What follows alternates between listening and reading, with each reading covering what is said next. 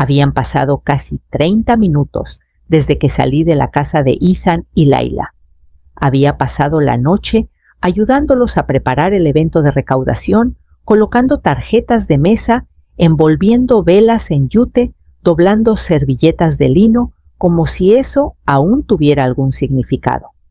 La mañana fue rápida, un torbellino de café y asentimientos silenciosos. Layla dijo que tenía recados que hacer. Ofrecí ordenar un poco, pero Ethan insistió en que no era necesario. Acababa de estacionarme en el súper cuando me di cuenta mis llaves no estaban conmigo. Revisé cada bolsillo, cada compartimento, nada. Entonces las visualicé justo donde las dejé en la encimera de la cocina, junto al frutero viejo de plátanos bajo un rollo de cuerda. Di la vuelta. Cuando llegué a su casa, el coche de Ethan seguía ahí, pero el de Layla no. Seguramente estaba comprando cosas para el evento o reunida con el coordinador. Pensé que entraría y saldría rápido sin interrupciones. No quería molestar a Ethan, solo tomar mis llaves y esfumarme. La puerta principal estaba abierta. Entré despacito como siempre hacía en esa casa. No anuncié mi llegada. No quería despertar a nadie ni interrumpir una llamada. La casa estaba en silencio. Demasiado silencio. Cuando me acercaba a la cocina, una voz me detuvo. Baja, conocida. Ethan. Y luego otra. Suave, risueña. Callen. Me detuve. El sonido no venía de la cocina. Venía del pasillo hacia el cuarto principal. Caminé sin pensar mis pasos suaves por puro instinto. A través de la rendija de la puerta del dormitorio los vi. Ethan abrazaba a Callen. Ella apoyaba su rostro en su cuello, su mano descansando en su pecho. «¿Layla sospecha algo?», murmuró ella. «No tiene idea», respondió él. Mi aliento se atoró en la garganta. Me di la vuelta, retrocedí por el pasillo y cerré la puerta principal sin hacer ruido. No recuerdo haber encendido el motor. Solo recuerdo la lluvia golpeando el parabrisas como piedritas y mis dedos apretando el volante hasta que los nudillos se pusieron blancos. Mi respiración era entrecortada, rápida, superficial. Conduje sin pensar, mis ojos parpadeando para alejar la niebla de la incredulidad. No era solo la traición, era a quien había elegido. Callen, la hermana de Layla, la que siempre entraba y salía de las fiestas familiares como si estuviera probándose la vida de alguien más. Siempre supe que era problema. Pero Ethan, mi Ethan, tomé el camino de la colina de los pinos, luego di la vuelta hacia el lado norte del pueblo. No podía ir a la reunión ahora. Ni siquiera soportaba la idea de sentarme en un círculo fingiendo discutir una novela, mientras mi mente repetía lo que acababa de ver como una telenovela barata. Terminé al borde del lago Esmeralda, el mismo lago donde llevaba a Ethan a pescar los sábados por la mañana cuando era pequeño. Tenía 6 años, la primera vez que atrapó una trucha sus manitas temblando de orgullo mientras la levantaba para mostrármela. Ese niño me miraba como si yo hubiera colgado la luna. ¿A dónde se fue? Me quedé en el coche más de 1 hora viendo el viento rizar el agua en la oscuridad. No recuerdo haber llorado. Solo recuerdo la quietud esa que llega cuando algo dentro de ti se rompe en silencio. Cuando finalmente llegué a casa todo estaba oscuro otra vez. El coche de Ethan ya no estaba. Entré por la puerta lateral, dejé mi bolso en la encimera y me senté sin encender una sola luz. Sabía lo que había visto y sabía lo que significaba. Pero antes de decir una palabra, necesitaba entender qué tan profundo era el daño. Apenas dormí. Mi mente no paraba, no solo por lo que vi, sino por todo lo que había pasado antes. Cada pequeño momento que había enterrado para aferrarme a la ilusión de que Ethan seguía siendo mío, seguía siendo bueno. Pensé en él, a los 7 años, dormido en el sofá, con mantequilla de cacahuate en la mejilla y sus brazos alrededor de su peluche de Beagle. Pensé en la noche después del funeral, cuando me acosté a su lado en su cama pequeña, abrazándolo mientras lloraba y preguntaba cuándo volvería su papá. Le prometí entonces que estaríamos bien. No sabía cómo, pero lo dije en serio. Ese año tomé 2 trabajos, uno en la galería y otro limpiando oficinas por las noches. Me perdí las reuniones de padres y maestros, salté comidas. Una vez me quedé dormida de pie en una sala de espera mientras él tomaba clases de natación. Pero nunca le conté nada de eso. No quería que lo sintiera. Quería que creyera que el mundo seguía siendo seguro. Cuando vino a mí, a los 23, con su plan de negocio para una inmobiliaria boutique, estaba lleno de fuego. Recuerdo la presentación que me mostró con gráficos y proyecciones inventadas. Solo un pequeño préstamo, dijo para empezar. Ese mes vendí la cabaña de mi madre en la Sierra de la Luna, la que me dejó en su testamento. Ni siquiera le dije que era mi herencia. Solo le di el cheque y dije, ve y construye algo. Y lo hizo. Por un tiempo creí que había hecho lo correcto. Cuando él y Laila decidieron casarse rápido, no lo cuestioné. Cuando me pidió que firmara como codeudora de su hipoteca, porque no querían esperar, firmé sin leer la letra chica. Estaba orgullosa de ayudar. Le había dado todo, no porque tuviera que hacerlo, sino porque creía en quién era él. Y ahora, sentada en esa cocina oscura, finalmente tuve que preguntarme qué había hecho él con todo eso. A la mañana siguiente preparé café que nunca toqué. Mis manos no paraban de moverse, así que las ocupé con algo que siempre me calmaba: registros, papeles, fechas. Hechos. Si había algo sobre lo que aún tenía control, era la verdad. Fui al armario del pasillo, donde una caja fuerte, oxidada, estaba escondida detrás de carpetas de impuestos viejos y una caja de adornos navideños que no usaba en años. No la había abierto en mucho tiempo, no desde que archivé mi testamento en vida. Dentro, bajo formularios de seguros y el acta de nacimiento de Ethan, había un sobre manila desvaído etiquetado como hipoteca casa en la Avenida del Roble. Lo saqué lentamente, con el corazón latiendo fuerte. Mi nombre debía estar ahí, junto al de Ethan y Laila. Ese era el trato, esa era la promesa, pero mi nombre no estaba en la copia más reciente. Miré la línea que debería decir propiedad conjunta y solo vi a Ethan Rennie y Laila Rennie, sin copropietaria, sin codeudora. Revisé las páginas una y otra vez, esperando que fuera un error, tal vez un borrador antiguo. Pero la fecha era reciente, demasiado reciente, 3 meses atrás. Me senté frente a la computadora con los dedos temblando mientras buscaba mis correos antiguos. Hace años, Ethan me había mostrado cómo entrar al sistema del registro municipal por si alguna vez necesitas buscar algo. Encontré el acceso. La contraseña aún funcionaba. Y ahí estaba claro cómo el agua, una transferencia de propiedad registrada 3 meses antes. Mi nombre eliminado por completo. Sin notificación, sin discusión, simplemente desaparecido. Me tomó unos minutos encontrar el botón de imprimir. Imprimí cada página, cada marca de tiempo, cada firma, incluso la línea del notario que parecía extrañamente familiar, demasiado familiar. Reuní los papeles y los guardé en una carpeta nueva, etiquetada con una sola palabra Ethan. Luego me senté en silencio mirando la carpeta cerrada mientras algo más frío que el enojo se asentaba en mis huesos. No había hablado con Carmen Drexley en casi una década, pero aún tenía su número garabateado en mi viejo directorio detrás de una tarjeta con una receta de pastel de limón. Marqué antes de que pudiera arrepentirme. Contestó al segundo timbre. Verónica Rennie, dijo no como pregunta, sino con una calidez que afirmaba. Has estado muy callada. Necesito tu ayuda, dije. Para cuando nos reunimos esa tarde para tomar un té, Llevaba una carpeta bajo el brazo y un nudo en el estómago.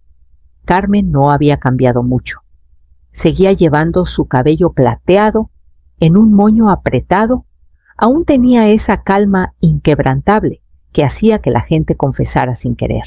Puse los documentos sobre la mesa de su cocina. No habló al principio. Solo leyó cada página, línea por línea, marcando notas con una pluma plateada. Luego se recargó con los dedos entrelazados. No es solo una traición emocional, dijo. Es un robo legal. No quería creer. No tienes que hacerlo, me interrumpió suavemente. Solo tienes que actuar. Me explicó todo la firma, la fecha de transferencia, la discrepancia del notario. Es probable que lo falsificó o convenció a alguien para que lo aprobara. De cualquier manera, es accionable. Y la casa no es lo único que preocupa. Si firmaste como codeudora de préstamos o diste capital para el negocio, también hay que rastrearlo. Asentí sin voz. Carmen no insistió. Solo abrió el cajón de su escritorio y sacó formularios. Lo haremos discretamente, dijo. Poder notarial por ahora, autorización financiera y una solicitud preliminar para congelar cualquier activo del negocio ligado a tu nombre. Miré los formularios.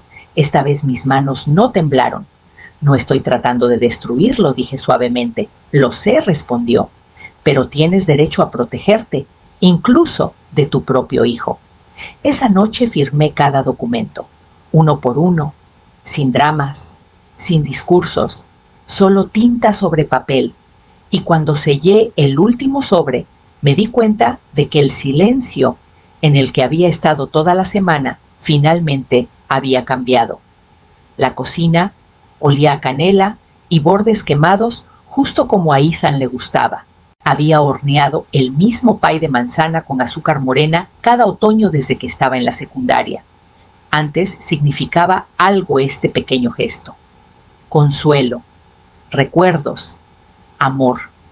Empaqué el pay con cuidado, até un listón alrededor del asa del molde y manejé el corto trayecto a su casa.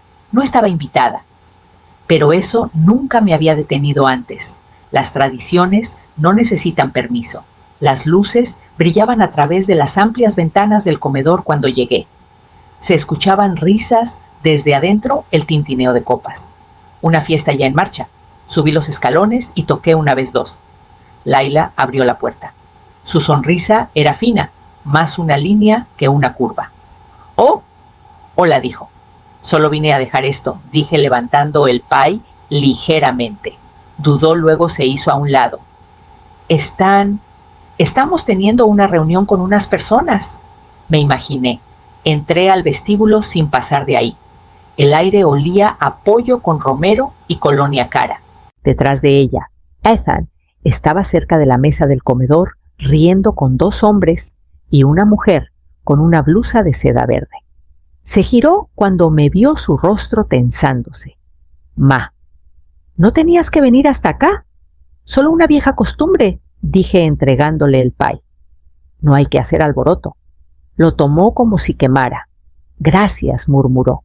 Pero estamos en medio de... No me quedo, interrumpí. Disfruten a sus invitados. Dio un asentimiento rápido. Luego se dio la vuelta demasiado pronto. Salí a la noche.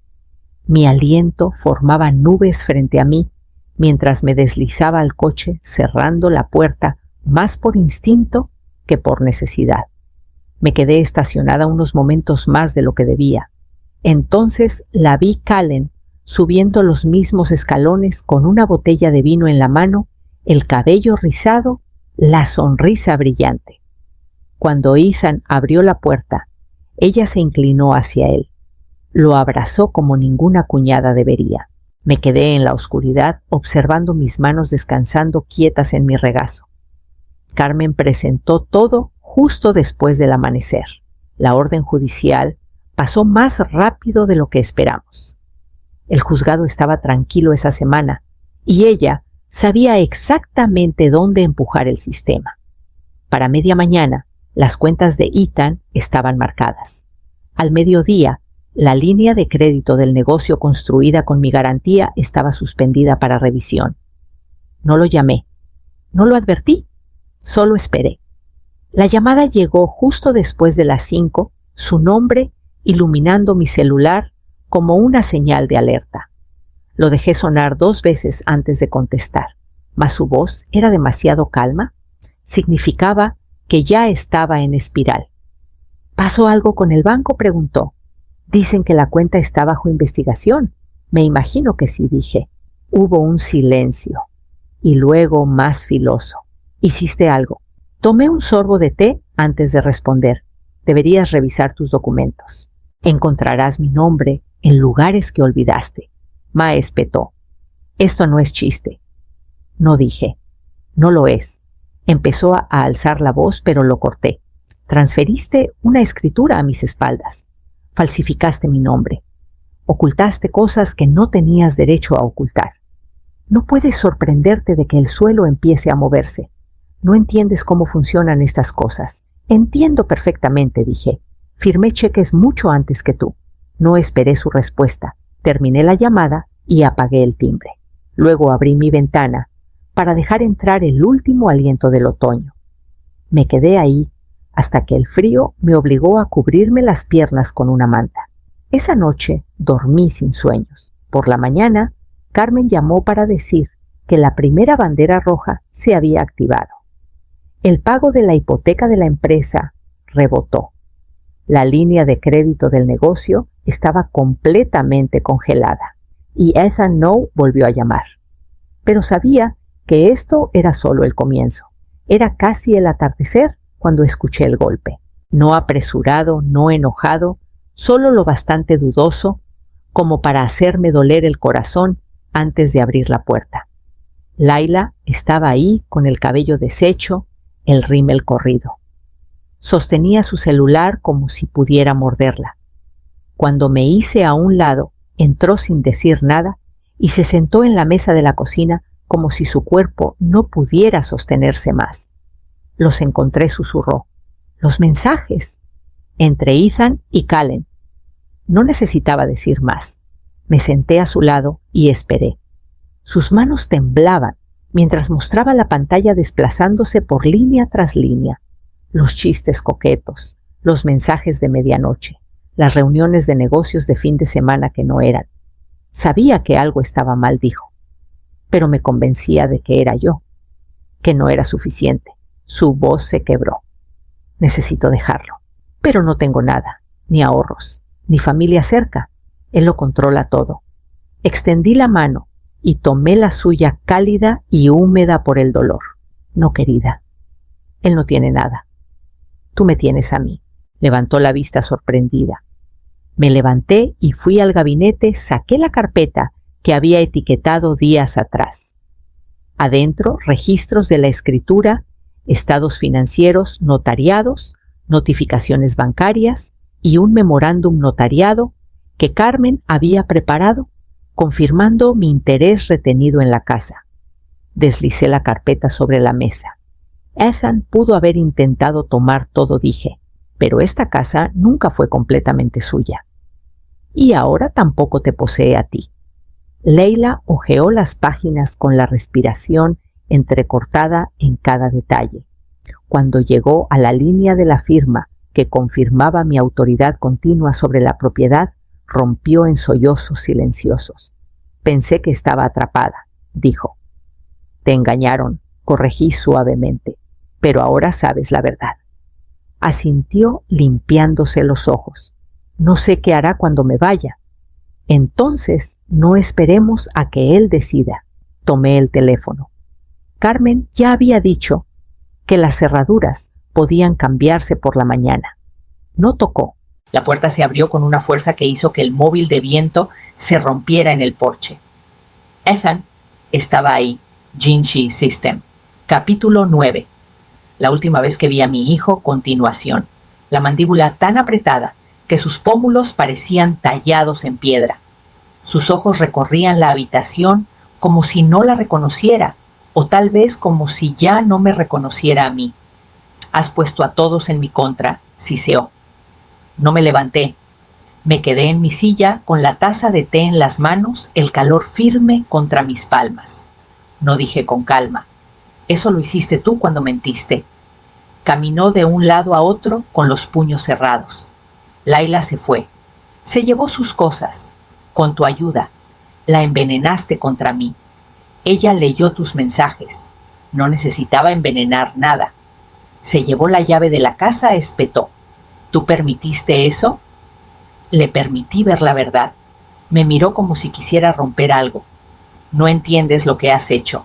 El banco retiró la línea de crédito. La firma está congelada. ¿Crees que confiarán en mí ahora con estos rumores circulando? Puse el té en la mesa y crucé las manos. Lo que hice no fue para arruinarte, Ethan. Fue para detenerte. Hay una diferencia. Necesito que llames a Carmen, dijo con voz baja pero urgente. Dile que lo deshaga. Dile que entendiste mal. Dile al banco que me diste permiso. Me puse de pie ahora. Tranquila, firme. No deshago nada. No voy a borrar el daño solo porque te incomoda. Estoy corrigiendo una historia que intentaste escribir sin incluirme. Me miró fijamente, y entonces algo en su rostro cambió una esquina colapsando. Ya no eres mi madre, susurró. No me inmuté. Fui tu madre, dije con voz firme, hasta que me enterraste con tus mentiras. Se fue sin decir más. La puerta se cerró de golpe tras él. Lo vi desde la ventana mientras su coche se alejaba a toda velocidad con las llantas chirriando en la esquina. Y supe entonces su ajuste de cuentas apenas comenzaba. La primavera llegó despacio, como esperando permiso. La última nieve se había derretido semanas atrás, pero los árboles alrededor del lago se tomaron su tiempo para florecer. No me importó. Había aprendido el valor de las cosas lentas, las que no se apresuran por impresionar ni exigen aplausos. Mi nuevo lugar daba al lago justo detrás de una fila de álamos que atrapaban la luz de la mañana como hilos de plata. Era más pequeño que la casa anterior, pero era mío. Comprado de contado, con los cheques de dividendos de inversiones que Ethan nunca se molestó en preguntar. Carmen me ayudó a reestructurar todo silenciosa eficiente, como podando un árbol que había crecido demasiado salvaje. Mantuve mi caballete junto a la ventana trasera. La mayoría de las mañanas pintaba con la luz entrando un pincel en una mano y té en la otra. No había tocado un lienzo en más de 10 años. Ahora perdía la noción del tiempo, mientras aplicaba capa tras capa de color, recordando quién era antes de que la maternidad se convirtiera en toda mi identidad. Layla vivía a solo 2 calles ahora. Su pequeña, la dulce Hazel Ruth, tenía la risa más suave y el nombre de mi esposo integrado en el suyo como un recuerdo. Los fines de semana caminábamos juntas por el parque Layla, empujando la carriola mientras yo contaba historias que ella aún no había oído.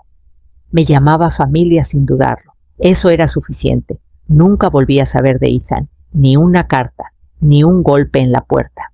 La casa en la Avenida del Roble entró en ejecución hipotecaria 2 meses después de que se finalizaron las órdenes judiciales. Su firma quebró. La voz corrió. La gente se alejó. Callen desapareció del pueblo por completo. Algunos finales no necesitan signos de puntuación, solo se desvanecen en el silencio. Y yo caminaba por la orilla del lago al atardecer sola, pero nunca solitaria. El viento se movía suavemente entre los juncos. No tenía a nadie a quien impresionar. No más disculpas por cosas que di demasiado libremente.